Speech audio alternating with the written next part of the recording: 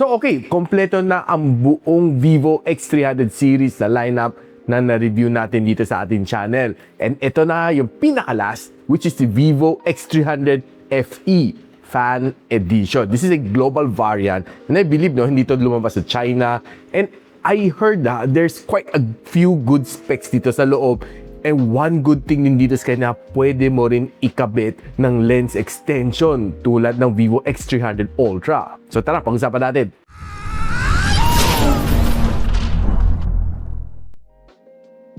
Now, normally makita mo mga box ng Vivo ganito, mga X series, X300, X300 Ultra, and of course itong si X300 FE. No exemption, ganito, square na square ang kanyang box, malinis, magandang tingnan, and no nonsense naman, no? And ito makita mo naka-print Vivo X300 FE sa natin. So you see the phone itself, nandito, tabi ko muna. So there are two boxes here, a small one and a big one. Simulan muna natin sa maliit. So we got your SIM ejector tool over here. Inside we got your quick start guide and warranty card. And it has a purple na jelly case. Sobrang ganda nitong purple na ito. I really love this color. Very simple and very stylish ang kanyang itsura, no? I love it. And of course, right now, buksan na natin malaki ng box. Inside, we have your A to C cable. And of course, yung charging brick natin. And by the way, this is a 90 watts Vivo flash charger charging brick. Okay, for the main course. Ito na, yung phone. Tanan! Vivo X300 FE. By the way, this one has two color. Itong hawak natin is the Mist Purple and the other one is Lux Black. And by the way guys, itong Vivo X300 FE na may 12 gigs of RAM and 256 GB of storage will be priced at 54,999. Yes, it's a little bit high dahil sa price increase ng, well, halos lahat ng components sa loob ng smartphone, especially yung RAM. And of course, pwede mong bilhin din na separately ang Vivo Zeiss Telephoto Extender na Gen 2 for 13,990. Pwede mo siya ikabit dito or pwede mo rin siya ikabit sa Ultra na Vivo X300. For more information kung saan mo siya pwede mabili, I'll pop everything on the description box below or just simply click the YouTube shopping link para hindi kayo ma-scam. Kunting ingat lang kasi ang daming mga scam seller out there. Mas mura sila ng kunti pero baka maloko kayo. Buy from the links that I provided kasi yun ang mga official and baka makakuha ka pa ng voucher coming from me dyan sa YouTube shopping link ng mga 2,000, 2,200 or 2,500 na voucher. Those are special voucher in collaboration between me and YouTube. Now, one thing na napansin ko dito sa phone nito is sobrang gaan. This one is a featherweight at around 190 grams. We have a metal dito. Kita mo yung kanyang camera bump, metal yan. Likod nito is glass back finish. We have side aluminum frames and we have a Moss Level 4 na glass protection dito sa harap. Actually, hindi ko makita ko anong klaseng protection na meron na dito. Pero based sa spec sheet, this one is a IP68, IP69 dust and water resistant. 5G ready na rin siya and it is also eSIM capable. Ayun guys, eSIM capable, sabi ko sa inyo. So if you're somebody na mahili mag-travel outside the country, most of the time kasi bibili ka na lang sa Klook or sa Airaloo na mga eSIM na pang data packages for abroad, ang bilis-bilis na lang ikabit dito ang iyong eSIM. Scan QR, you're done. Now, if you want the full complete spec sheet ng Vivo X300 FE, share ko sa inyo. Now, one of the good things dito sa phone nito is masarap gamitin ang ganyang UI. Itong Origin OS 6 ni Vivo X300 FE, halos free from bloatwares, medyo Android vanilla feel naman. Pero you have some mga AI na features nito na would be helpful para sa inyo. Yung pinaka-gusto ko dito sa kanya is that this one gets a 5 years na OS update, major Android update and 7 years na security patches. So, matagal-tagal din yan And this one is also NFC ready. So meaning na pwede mo gamitin siya pag Google Pay, tap, and pay. In terms of multitasking, this phone is more than powerful enough. Akala mo ganitong kaliit lang siya, hindi ganong kalakas, and it has the tag name na FE, Fan Edition. Normally, alam mo na medyo mas Nerf edition siya ng X300. But no, you're wrong. Kasi this one is more than capable. Inside this one is the Qualcomm Snapdragon 8 Gen 5. Yes, it's not the Elite series, pero 8 Gen 5 itself is more than powerful enough for multitasking. Lahat ginawa ko naman siya dito. I was able to do my video editing dito, listening to Spotify, play AAA games, kayang-kaya naman niya i-handle. And balita ko, this one has the ice vein fluid inside sa kanyang vapor chamber. So meaning, mas maganda ang heat dissipation dito sa maliit na smartphone na ito. Now guys, to my surprise, nung sinalang ko to sa Antutu Benchmark version 11, binigyan ako ng halos 3 million na Antutu Benchmark score, which is, well, of course, a little bit behind ng 8 Elite Gen 5, pero I think on a day-to-day usage, this is more than powerful enough. Now, if you want all of the other benchmark na ginawa ko dito sa phone na ito ilatag ko para makita ninyo.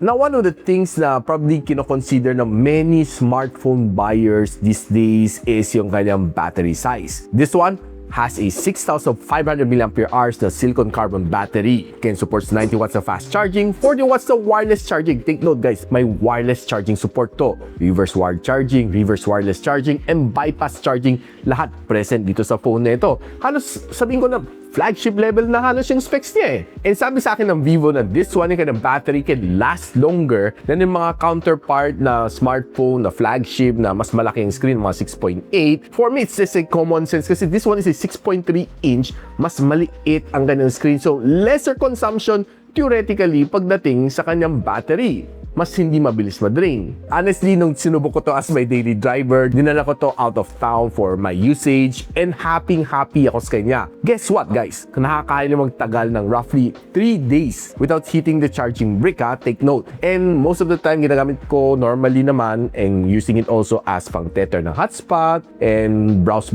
lang. Walang problema, kaya na magtagal. Spotify lang naman ako dito and sending some emails, makunat ang ng battery, take note. And nung sinalang ko rin siya sa PC Mark battery stress test para to prove na kulang-kulang 3 days ang kaya na abutin, 26.5 hours ang kaya niya ibigay sa atin. Take note guys, so sobrang kunat ng kanyang battery, or should I say, mas malit ang kanyang screen, so mas matipid ang consumption netong phone na ito. Now guys, pag-usapan na natin ang kanyang display. Like I said kanina, 6.31 inch na LTPO AMOLED display ang meron niya. Meaning, kaya na mag-adjust ang kanyang refresh rate from 120 to 1 depende sa usage mo. So it would bring down significantly yung demand ng battery dito sa phone mo. Maliit na yung screen niya plus naka LTPO pa, dalagang tipid nga sa battery. Common sense. Meron din siyang 120Hz screen refresh rate, PWM dimming, and 5,000 nits na maximum brightness. Most level 4 ka ng protection. It has a Zeiss Color Master na display, so meaning mas true to life ang kanang colors. And it also has a SGS Watch a Choo Choo 5-star na drop resistant also on this phone. So meaning mas matibay ang kanang screen. Pero hindi ko sinasabi na yung hulog mo tulad ng iba. Now honestly, yung kanang screen is definitely, well, small para sa akin. I love yung kanang bezel, manipis, maliit ang kanang punch hole. Pero honestly, dahil sa liit ang kanang bezel, it kind of compensate a bit, no, dun sa kanyang display. But nevertheless, masasabi ko sa inyo, saktong-saktuhan lang sa aking kamay. I really love it. So therefore, you can call this more of a compact na flagship smartphone. Now, despite its size, browsing on this phone, be it sa TikTok, Facebook, or Instagram, maganda namang experience ko dito as long as you have a good connectivity, loading your shorts and reels, mabilis naman mag-load dito sa phone na ito. And if you're watching naman your favorite shows dito, like sa YouTube, watching your favorite basketball game kasi NBA Finals, congratulations nga pala sa New York Knicks for finally winning their first NBA championship after 53 long years. And honestly, pinanood ko dito ang Game 4 ng NBA Finals on this phone. Despite the small screen, okay naman. I was able to enjoy the whole game. One thing to expect dito if you're watching on this phone, maganda ang kanyang color, maganda ang kanyang saturation ng kanyang screen, magandang sharpness, and of course, the black is blacker. Definitely, it would deliver you some really nice na experience while you're watching dito sa phone na ito. Now guys, since itong phone na ito has dual stereo speakers, though medyo mas malit ang kanang form factor, would it affect yung kanang sound performance? We have 5 holes dito sa ilalim, we got 2 holes dito sa ibabaw, so probably you know na there's a bit of an imbalance pagdating sa sounds. Pero of course, bago natin husgahan, pakinggan natin. Now, pagdating sa kanyang sounds, feel ko medyo mas mahina siya compared sa X300, X300 Ultra. Though the sound is still good, vibrant naman, pero yung kanyang lakas, medyo mabibitin ka. Siguro probably smaller ang kanyang form factor. Probably might affect a bit yung kanyang performance pagdating sa sound. So yun ang husga ko, mas mahina siya kaysa kay X300 and X300 Ultra.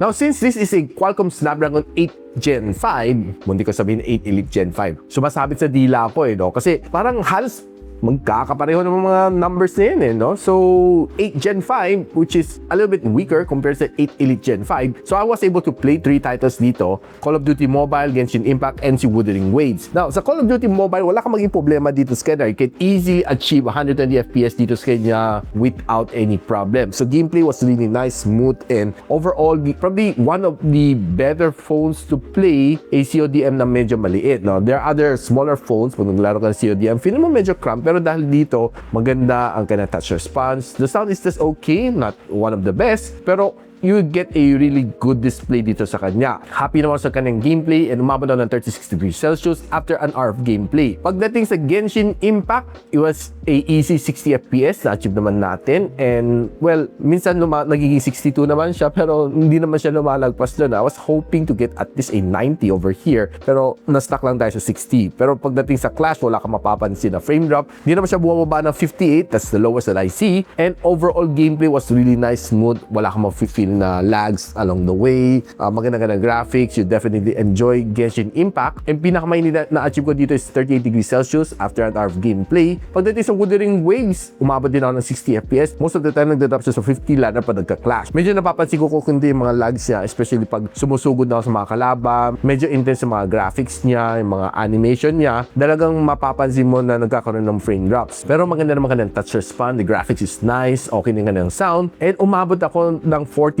degrees Celsius after an hour of gameplay. Now, of course, right now, we're down to discussing yung kanyang camera performance. Would it be dahil FE siya, so FE lang ang makukuha mo na performance dito sa kanyang cameras? I think not. One thing na napansin ko is medyo beefy din ang mga specs ng mga camera sensors na dito sa likod. Now, it starts off with a 50MP na Zeiss main camera. This is a Sony IMX921, and it has OIS. Then, of course, coupled together with a 50MP na Zeiss Super Telephoto camera. This is a Sony IMX882.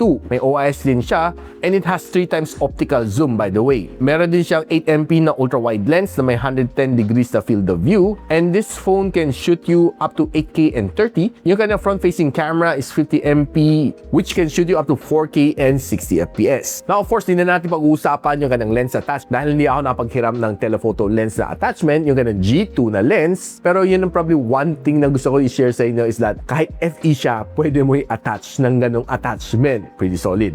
Hindi mo kailangan bumili X300 Ultra na pagkamahal-mahal just to be able to attach a really good na zoom lens. Now, let's start from outdoor shot na na-captured natin. Honestly, I was really happy dito sa mga outdoor shots na na-capture ko. Most of the greens na na-capture ko are good, saturated, though yung saturation is more the darker green na saturation. Pero magaganda yung mga shots dito dahil sobrang ganda, sobrang linaw naman mga shots na nakuha ko given its price point. Now, if you're comparing pagdating sa mga price point, this is almost equivalent sa mga upper mid-range ng ibang brands. Now, if you're going indoor naman, habang nagsistroll ka sa loob ng mall, you'll be able to capture some really nice shots naman. Honestly, magaganda naman mga shots na makaka-capture mo dito sa kanya. Really nice, very simple, a little bit saturated, pero mukhang maganda ka ng saturation. Trying to capture all of this, mga stuffed toys, mga mannequins, mga shots na ito are really nice. Sharp na sharp. I really love it. And of course, kind of sa loob ka ng mga groceries, taking some shots like this one, looking good. Now, pagdating sa food photography, probably one of my favorite topic, I would say, okay, maganda ang mga shots na makapture mo pagdating sa food photography,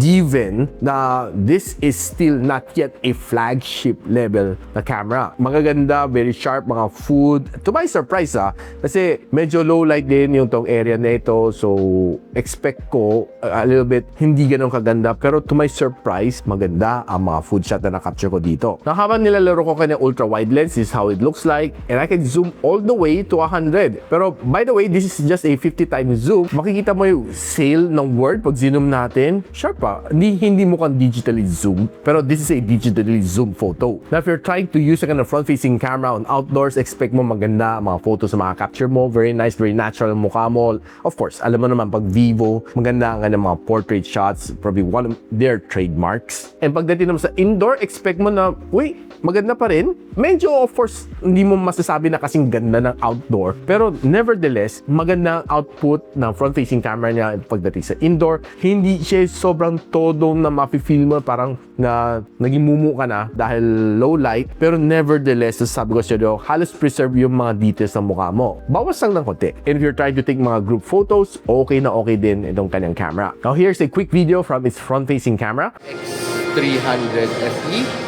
Honestly, not bad. Kung against the sunlight yung mukha mo, or against the light, medyo didilim ka, no? Pero kung maliwanag na maharap mo, you get a good capture. Pero pag gano'n, medyo mas hindi lang gano'n kaganda. Tingin mo. And here's a quick video from the rear camera. X300 FE. Right now, I'm shooting at 4K and 60 FPS. Try natin mag-zoom. 2 times zoom. 3 times zoom. Malinaw pa naman, no? Yung POCA. So, very stable naman siya. Expected naman. Malinis ang kanyang camera. Makakuha niya. Ayun na. Hindi siya malikot.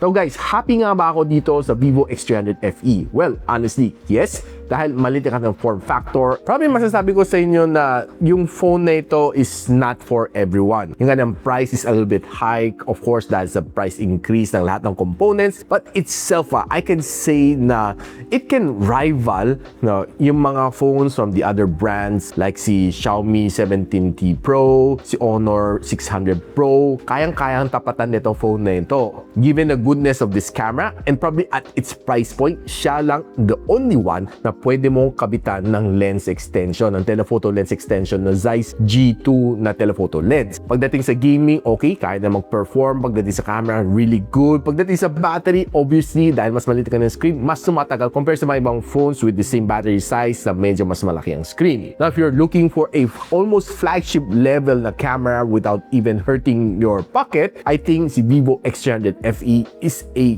good choice. So kung gusto nyo malaman kung saan pwede makabili ng phone na ito, I'll pop everything on the description box below or just simply click yung YouTube shopping link para makakuha kayo ng mga extra vouchers coming from me. And of course, I-encourage you to like, subscribe dito sa akin channel so you don't miss out mga review just like this one, si Vivo X300 FE. And of course, hanggang dito muna ako. I'll see you when you see me. Peace out. And so, ako para si Richmond and you're watching Gadget Sidekick. What's up? Like and subscribe to my channel. Don't forget to hit that notification bell. For one of my latest uploads, click the dito. And for one of my popular uploads, click here.